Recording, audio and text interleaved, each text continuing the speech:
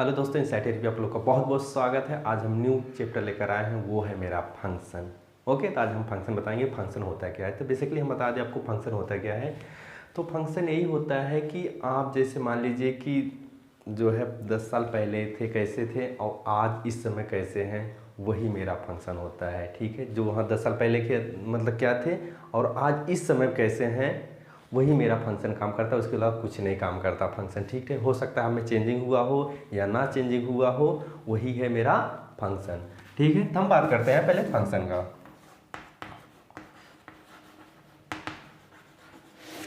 तो फंक्शन का बेसिकली जो है डिफिनीशन हम बता दिए कि यही मतलब काम क्या करता है, ये बता दिए। अब हम चलते हैं उसकी डिफिनीशन पे। तो डिफिनीशन मेरा ये बोलता है आपका, यहाँ पे लिख दें फंक्शन का डिफिनीशन।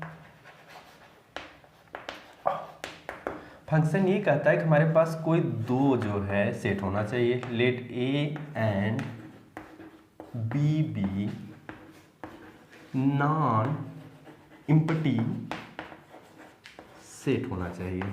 ओके, कोई दो मेरा नॉन एम्प्टी सेट होना चाहिए, मतलब कि उसमें कुछ ना कुछ एलिमेंट होना चाहिए। उसके बाद a function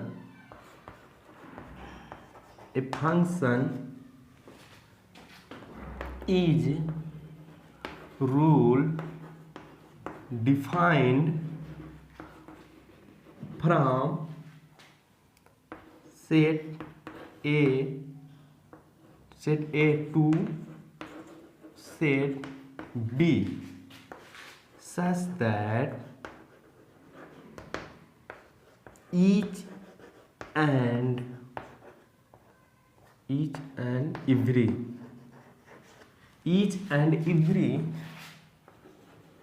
element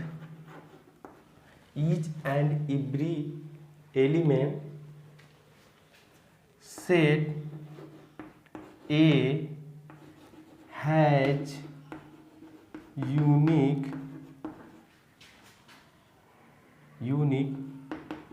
image in set B। Definition आपका ये कहता है कि आपके पास कोई दो नॉन एम्प्टी सेट होना चाहिए। वो फंक्शन तभी होगा जब सेट ए के सारे मतलब जो एलिमेंट होंगे यूनिक इमेज है। ठीक है, यहाँ पे यूनिक है, unique image in set B में बनाएंगे। तो चलिए हम आपको दिखाते हैं। पहले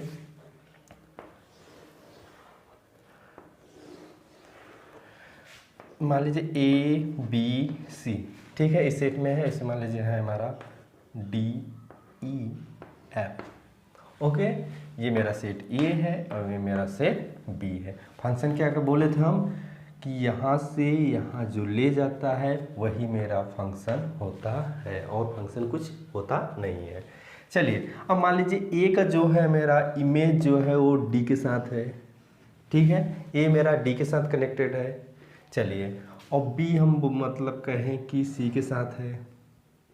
चलिए, और उसके बाद ये इसके साथ है और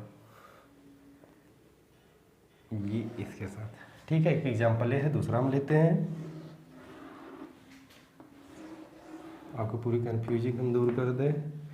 ए बी सी है, डी ई एफ है,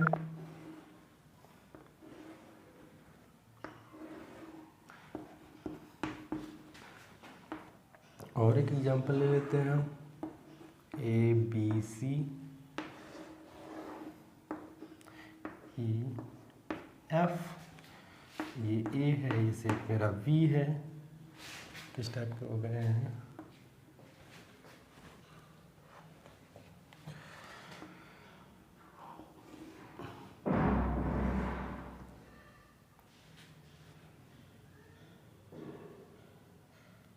चलिए अब देखते हैं।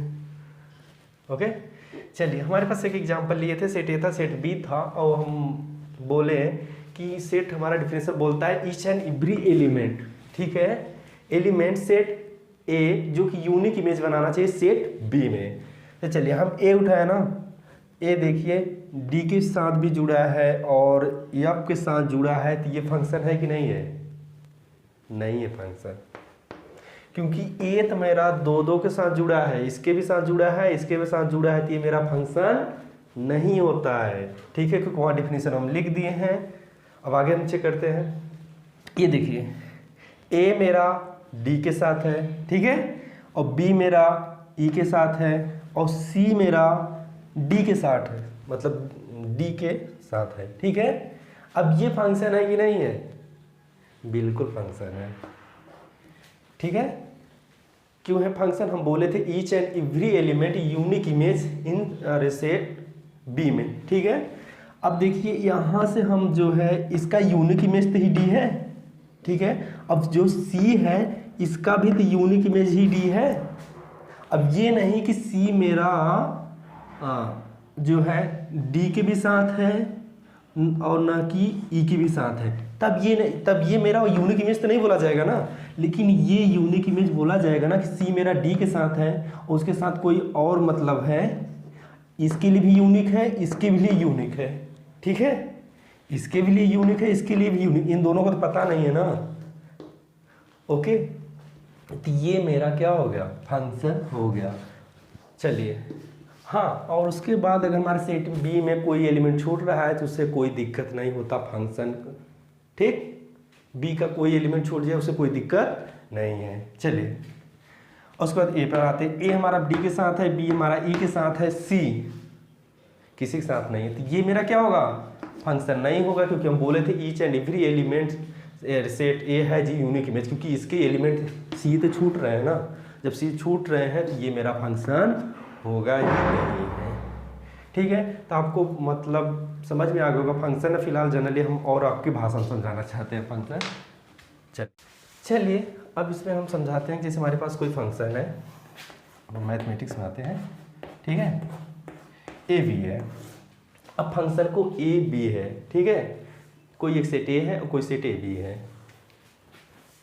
चलिए, हम लिख दें F A is equal to B, ठीक है। ए कहाँ पे है? ए में है, और बी कहाँ पे है? बी में है, ठीक है। ए कहाँ में है? ए में रहना चाहिए, और बी कहाँ पे है? वो बी होना चाहिए। इसे बोलते हैं डोमेन, ठीक है, और इसे बोलते हैं रेंज, क्योंकि हम अब जो है डायरेक्ट चल रहे हैं।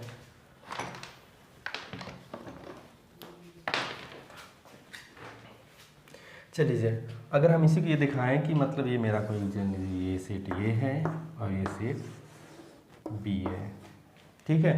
डोमेन, रेंज और कोडोमेन भी एक होता है।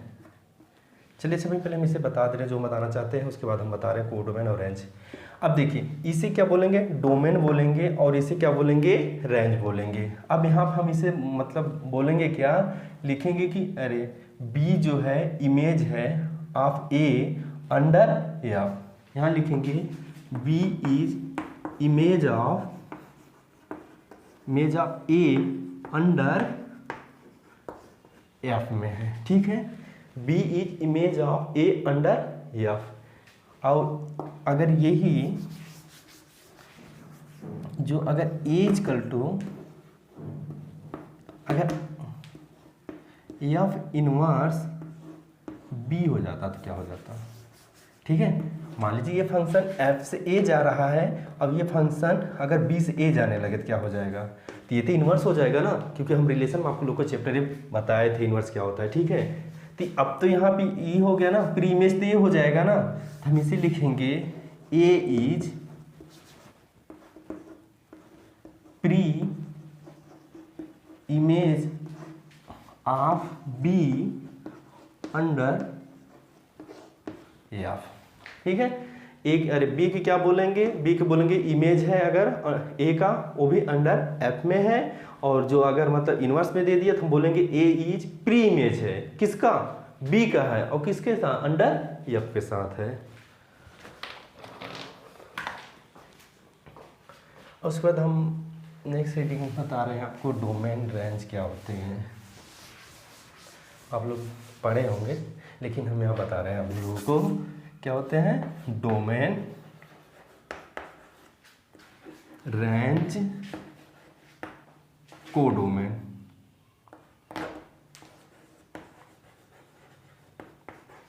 ठीक है, ये क्या होते हैं। मान लीजिए कोई आपके पास फंक्शन है 1 2 3, यहाँ पे कोई है 4 5 6, ठीक है। ये मान लीजिए सेट ए है, ये सेट बी है। चलिए अब डोमेन किसे बोलेंगे, अगर मेरा फंक्शन जो है ए से बी से जा रहा है, ठीक है, तो इसके सारे के सारे एलिमेंट, ठीक है, ए के जितने भी यहाँ एलिमेंट हैं वो क्या होंगे, सब डोमेन होंगे। क्या होंगे, डोमेन होंगे। और रेंज क्या होंगे, क्या बी के सारे सारे एलिमेंट रेंज होंगे, ऐसा नहीं है। आप लोग भले से पढ़े होंगे कि रेंज वो होता है, हाँ हम उसे कोडोमेन बोलेंगे। बी के सारे एलिमेंट क्या बोलेंगे, कोडोमेन बोलेंगे। हम रेंज कम बोलेंगे, हम ही आपको बता रहे हैं। अब चलिए, अब हम रेंज किसे बोलेंगे, हम डोमेन तो बता दी, मतलब ये कि जो भी एलिमेंट हो यहाँ फंक्शन में देखेंगे कहाँ से कहाँ जा रहा है वो हमारा डोमेन हो जाएगा, और मेरा जो कहाँ तक जा रहा है वो मेरा कोडोमेन हो जाएगा। अब उसके बाद हम बात करेंगे कि रेंज क्या होता है। अब रेंज हम समझाते हैं हम आप लोगों को। चलिए मान लीजिए ये हमारा 1 के साथ जुड़ा है और 4 के साथ जुड़ा है और 3 मेरा 5 के साथ जुड़ा है। ओके, फंक्शन है कि नहीं है, बिल्कुल है। फंक्शन में आप लोग को बहुत अच्छा समझाए हैं। 1 के साथ 4 है, 2 के साथ 4 है, इसे कोई दिक्कत नहीं है। 3 के साथ 5 है, मतलब 6 बच गया, वैसे कोई दिक्कत नहीं। अब ये तो मेरा डोमेन तो हो गया, लेकिन क्या ये मेरा रेंज है, नहीं है, क्योंकि ये मेरा 6 जो है छूट रहा है। रेंज वही होता है जो इसके साथ इसका कुछ ना कुछ कनेक्शन होगा तभी वो रेंज होगा, वरना नहीं होगा। क्योंकि हम रिलेशन में हम आप लोग को बताए थे कि मतलब जैसे 1 2 दिया रहता था या 3 4 दिया रहता था, रेंज क्या होते हैं, 2 और 4 होते थे ना, मतलब इन दोनों बीच में कुछ ना कुछ तो रिलेशन रहा होगा। ठीक है, यहाँ तो 6 के साथ कोई किसी के साथ कोई रिलेशन ही नहीं है ना, इसी नाते रेंज इसका क्या हो जाएगा, केवल 4 और 5 होगा, ना कि 6 होगा। ठीक है, अब यही समझ लीजिए डोमेन और रेंज में कितनी अंतर है। ओके, डोमेन और रेंज में आप लोग कन्फ्यूजन यहाँ पर दूर कर लीजिएगा। ठीक है, कि डोमेन क्या होता है और रेंज क्या था। हाँ डोमेन, अरे कोडोमेन, अरे डोमेन बोले हैं, कोडोमेन क्या होता है, कोडोमेन में जितने भी एलिमेंट है सब कोडोमेन में आ जाएंगे। लेकिन रेंज क्या होगा, जो इसके साथ कोई कुछ ना कुछ इमेज बनाता होगा वही मेरा रेंज होगा, नहीं तो नहीं होगा। चलिए अगर हम यहीं पर मान लीजिए यहाँ पे हम 4 ले लेते हैं, ठीक है। अब मान लीजिए यहाँ 4 के साथ 6 हो जाते हैं, ठीक है, 4 के साथ 6 हो जाता तो क्या ये मेरा रेंज, क्या फिर क्या हो जाता, रेंज मेरा 6 हो जाता। अब मेरा 6 हो जाता तब यहाँ पे मेरा रेंज और कोडोमेन इक्वल हो जाते हैं।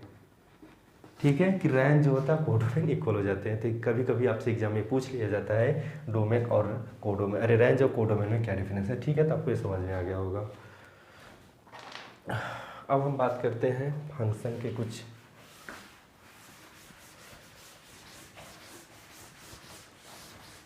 चलिए जी, मान लीजिए हमारे पास एक सेट है, उसमें दिया है -2 -1 0 1 से 2, ठीक है,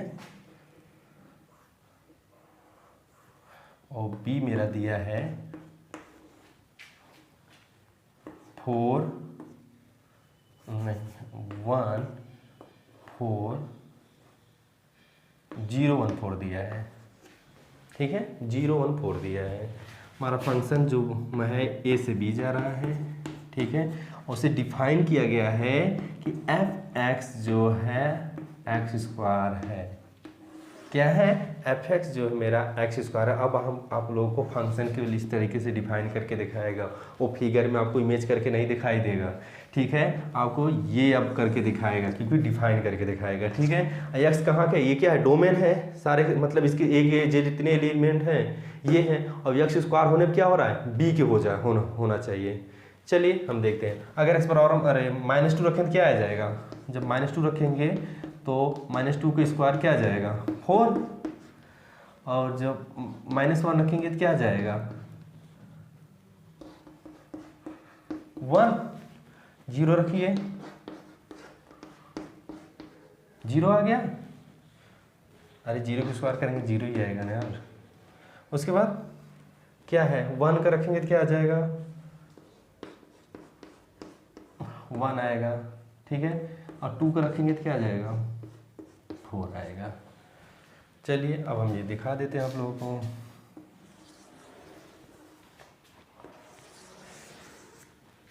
ये ए था, ये मेरा बी था, इसमें इसके एलिमेंट थे -2 थे और -1 थे, 0 थे, 1 था, 2 था।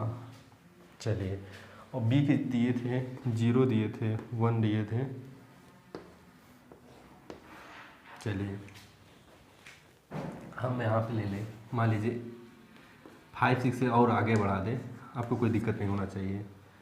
5 6। चलिए, अब जब -2 था तो मेरा क्या दिया था, 4 दिया था। ओके, -2 पे 4 दिया था, और -1 पे क्या दिया था, 1 दिया था। 0 पे क्या दिया था, 0 दिया था, और उसके बाद 1 पे क्या दिया, 1 पे भी 1 ही दिया।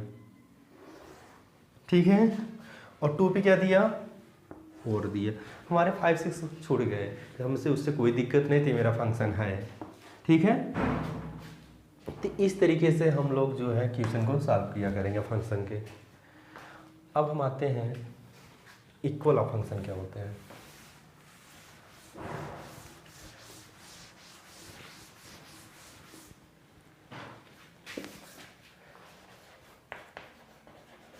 इक्वल ऑफ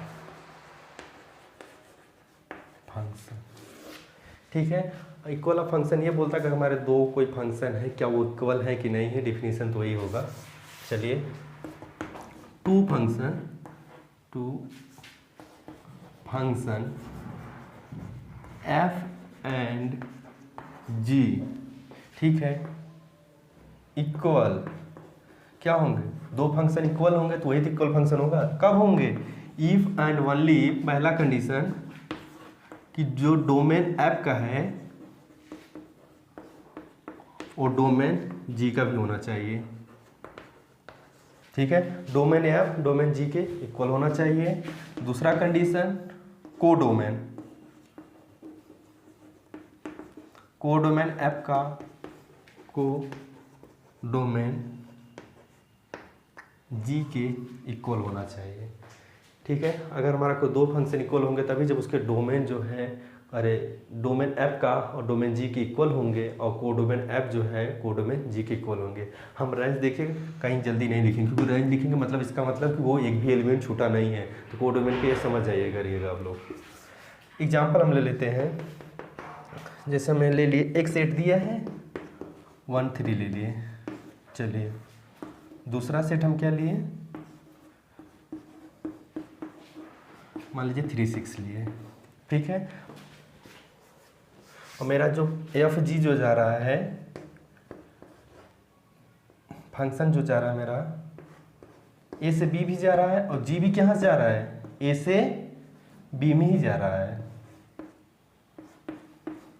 चलिए, हमारा जो एफ एक्स डिफाइन किए हैं, x² + 1 है, और gx जो मेरा है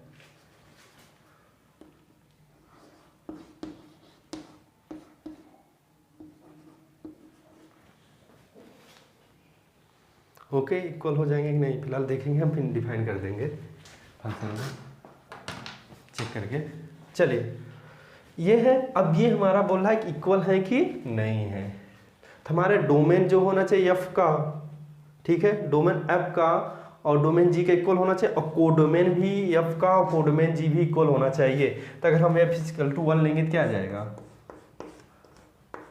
x 1 1 + 2 आ जाएगा। ठीक,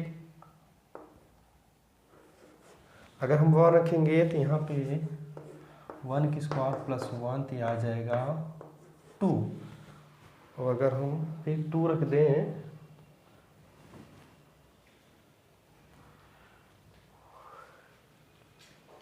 यहाँ पे हम अगर 2 रखें,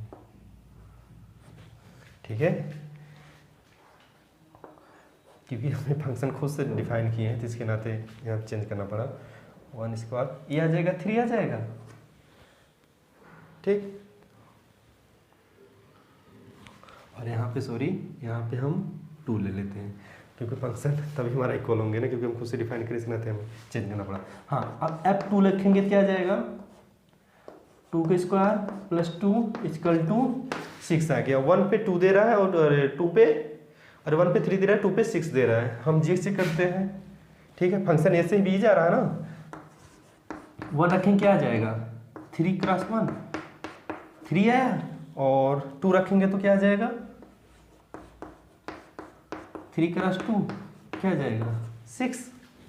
चलिए, अब हमारा इक्वल फंक्शन तभी होंगे जब हमारा डोमेन एफ है और जो डोमेन जी के इक्वल होना चाहिए। तो हमारा एफ का जो फंक्शन था, ठीक है, यहाँ से यहाँ एफ वाला हो गया और यहाँ से यहाँ जी वाला हो गया। तो इसके जो थे डोमेन थे 1 2, ठीक है, जी के भी डोमेन यही थे, ये डोमेन तो इक्वल हो गए। अब को डोमेन भी इक्वल होना चाहिए, ठीक है। 3 6 था, 3 6 है, यहाँ पे भी 3 6 है, बी का 3 6 है। चलिए, अब देखिए, अगर 1 के साथ क्या ले गए, 1 के साथ क्या आया, 3 आया, और 2 के साथ 6 आया। अब यहाँ पे 1 के साथ क्या आया, 3 आया, और 2 के साथ 6 आया। कोई डिफरेंस हुआ, इक्वल फंक्शन हुए ना। लेकिन इनको देखिए, यहाँ पे x² + 2 लिखा है, यहाँ पे 3x लिखा है, ठीक है। ये आपके चेंज दिखेंगे, लेकिन काम तो सेम ही है दोनों का ना। तो इसके नाते आप ये भी ध्यान दीजिए, इक्वल फंक्शन नहीं होता है कि आप कोई चाहे जिस तरीके से डिफाइन करिए, अगर आपका डोमेन और को डोमेन मतलब जो है उस फंक्शन के इक्वल हो जाएंगे, माने डोमेन एफ और डोमेन जी के इक्वल हो जाएंगे, को डोमेन एफ और को डोमेन जी के इक्वल हो जाएंगे, तो हमारा इक्वल फंक्शन होता है। नेक्स्ट बात करते हैं,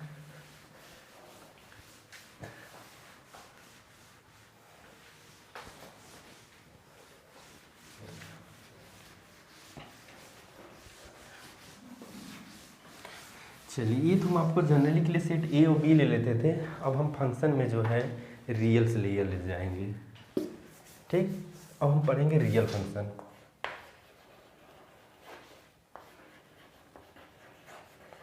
रियल फंक्शन क्या करेंगे, हमारा जो फंक्शन रहेगा रियल से रियल में ले जाएंगे अब, ठीक है।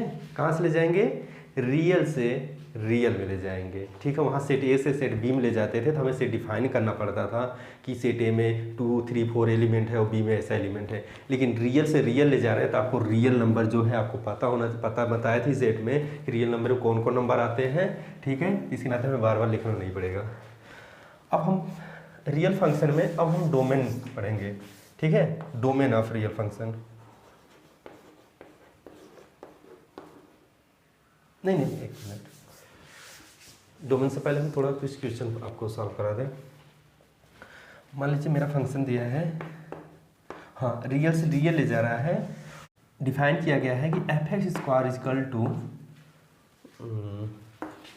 x² + 1 है, ठीक है। और हमारा x कहाँ है, रियल नंबर में है। और हमसे कह दिया जाए क्वेश्चन की f इनवर्स -5 क्या आएगा, ठीक है, या -5 प्री इमेज, यही बोलते थे ना, प्री इमेज, ठीक, या -5 का प्री इमेज क्या आएगा। चलिए, तो हम इसे सॉल्व करेंगे। तो ये हम क्या लिखते थे, ये a = जब b रहता था, ठीक है, हम बोलते थे कि b इज इमेज ऑफ, अरे a है अंडर f में, और यही जब हम लिखते थे f इनवर्स b, तभी हम क्या बोलते थे, a is pre image under of b के। तो ठीक है, हमें यहाँ पे क्या करना है, a यहाँ पे क्या है, x है ना, और f इनवर्स b क्या है, यहाँ पे -5 है ना। अब देखिए, ये यहाँ ला दे तो f(x) = -5 हुआ, f(x) = -5 हुआ ना, ठीक है। अब f(x) क्या दिया है, x² + 1, तो x² + 1 = -5 आ गया। तो x² = -5 -1, तो x² = क्या आ गया, -6 आ गया, ठीक है। हम x की जो वैल्यू निकालेंगे प्लस माइनस अंडरवुड में -6। अब जब ये -6 आ गया, अब देखिए क्या ये रियल नंबर है, नहीं है, ये कम्प्लेक्स नंबर है। जब अंडर रूट में माइनस आ जाता है तो ये मेरा जो हमारा आएगा एफ इनवर्स 5 क्या आ जाएगा,